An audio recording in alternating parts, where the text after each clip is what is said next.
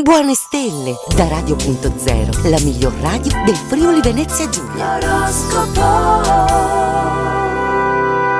Ben ritrovati amici dell'oroscopo, giovedì 2 settembre noi ritorniamo a lasciarci guidare dalle stelle di Radio.0, dalla loro energia, e quindi iniziamo subito con le ultime novità e partiamo dall'Ariete. Di tempo ne avreste a sufficienza, ma compromessi dalla luna in disarmonia con il vostro segno, oggi potreste perderne parecchio in chiacchiere. Occorre porre fine inoltre a un tira e molla che vi fa perdere energie preziose, ma non è così facile decidersi. Toro, chiedete aiuto al sestile lunare con Urano nel caso in cui vi manchi un pizzico di ambizione o di aspirazione, vi verrà concessa repentinamente. Migliorate la vostra posizione nel mondo degli affari, non serve strafare, ma non sedete sugli allori. Gemelli, una persona conosciuta in ambito lavorativo vi sembra alquanto intrigante, ma prima di fare qualunque mossa dovete saperne molto di più. Affrontate una cosa alla volta e non fatevi prendere dalla fretta, aspettate o potreste rovinare tutto. Cancro, l'armonia interiore si riflette all'esterno per merito del sole in sestile con la luna. Abitudini sane e un pizzico di volontà possono fare miracoli.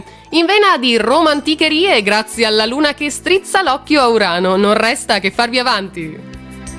Leone, pur se in questo momento non vi sentite tra i più favoriti dalla sorte, non dovreste non tentare qualcosa. La fortuna, si sa, aiuta gli audaci. Nella coppia il dialogo potrebbe sbloccare una situazione in stallo. Che aspettate? Rompete il ghiaccio? Vergine, le paure vengono meno con l'opposizione di Marte a Nettuno, ma fate attenzione, non siete immuni da qualsiasi rischio come forse potreste credere. Andare d'accordo sarà più facile se ci mettete l'impegno, l'armonia, Sole e Luna è dalla vostra parte. Bilancia, difficilmente riuscirete a sostenere le ingerenze di qualcuno che, presente o meno, prova sempre a mettersi in mezzo, che fatica da sopportare. La luna in dissonanza aumenta la possibilità di defiance, ma voi cercate di rimanere concentrati.